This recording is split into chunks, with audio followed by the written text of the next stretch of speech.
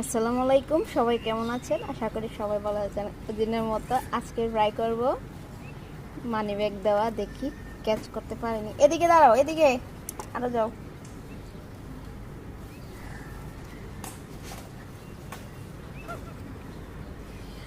আজকেও মিস। এত সুন্দর করে মেলা দিয়েছি, পারে না।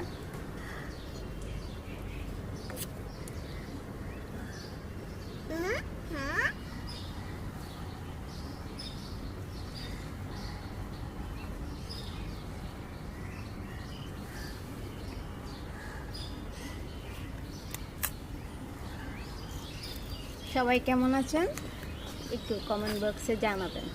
আলহামদুলিল্লাহ, আমি ভালো আছি।